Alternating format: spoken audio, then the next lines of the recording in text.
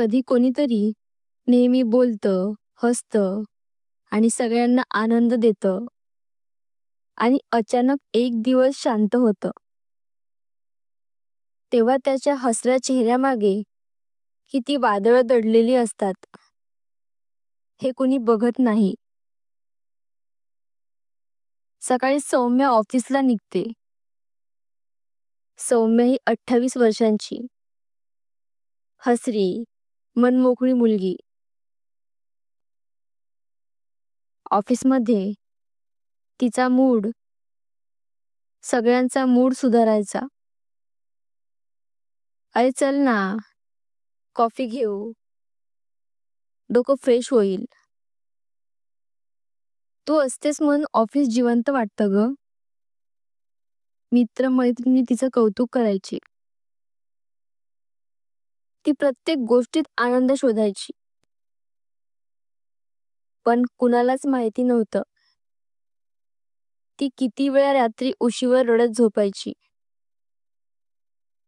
एका संध्याकाळी ऑफिसमधून घरी जाताना ती कारमध्ये शांत बसलेली होती.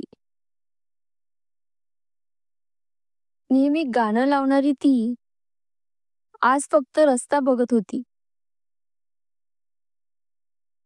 कधी कधी असं वाटतं, बोलूनही काही बदलत नाही.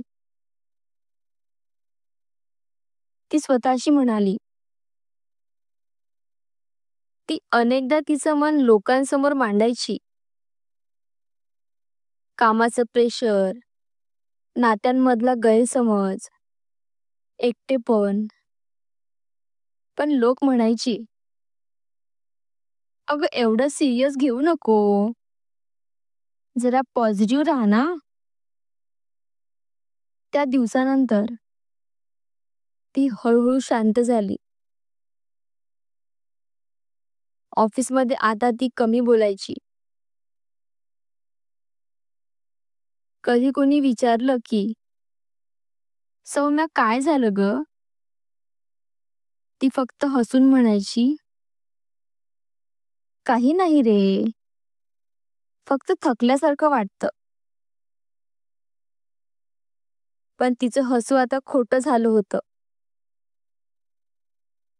डोळ्यांखाली काळी वर्तुळं, चेहऱ्यावर ताण आणि मनात शून्यता. एका रात्री ती टेरेसवर एकटी बसली होती.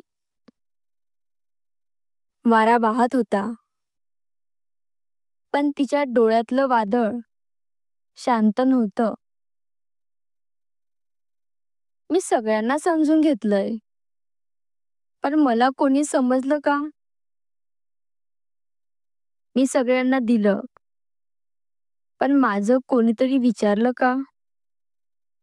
ती स्वतःशीच पुटपुटली. आता बोलायचं नाही, कारण माझं बोलणं लोकांसाठी भार झालं आहे. त्या रात्रीपासून सौम्या खऱ्या अर्थाने शांत झाली. ती हसलीही, पण त्या हास्यात जीव नव्हता. ती बोललीही, पण त्या शब्दात भावना नव्हत्या. काही आठवड्यांनी तिचे ऑफिसमधले मित्र म्हणू लागले, सौम्या बदलली आहे. पूर्वीसारखी फ्रेंडली नाही राहिली. काय ॲटिट्यूड आलाय. पण कुणी विचारलं नाही, तिला एवढं बदलायचं कारण काय आहे? मनमोकळं व्यक्तिमत्व जेव्हा शांत होतं, तेव्हा त्याला ॲटिट्यूड म्हणणारे लोक त्याची आतली लढाई कधी समजत नाहीत. एका दिवशी तिचा जवळचा मित्र समीर तिच्याशी बोलायला आला. समीर म्हणतो,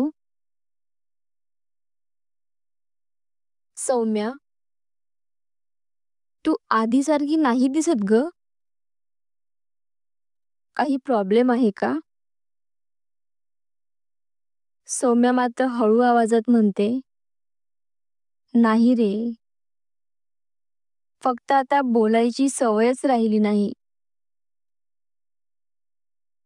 समीर म्हणतो, तू एवढी गप्प का झालीस? सौम्या म्हणते, कारण माझं मन, मी किती वेळा सांगितलं, पण कोणी ऐकलंच नाही. आता मी बोलले तर लोक म्हणतात, ती नेहमी इमोशनल होते. त्यामुळे आता शांत राहणं शिकले मी. मनमोकळी व्यक्ती जेव्हा शांत राहते, तेव्हा समजून घ्या, ती तुटली आहे. ती रागावलेली नसते, फक्त आतून हरवलेली असते. कधी कोणीतरी शांत वाटलं, हसण्यातून हरवलेलं वाटलं, तर त्याला काय झालं एवढं विचारायलाही संकोच करू नका. कारण कधी कधी एक छोटं प्रश्नवाक्य, काय झालं ग, कोणाच्या मनातील अंधार संपवू शकतं. मनमोकळी व्यक्ती जेव्हा शांत राहते, तेव्हा तिच्या डोळ्यातलं मौन समजून घ्या.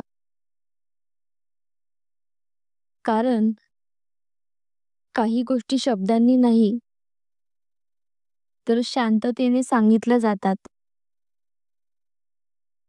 धन्यवाद.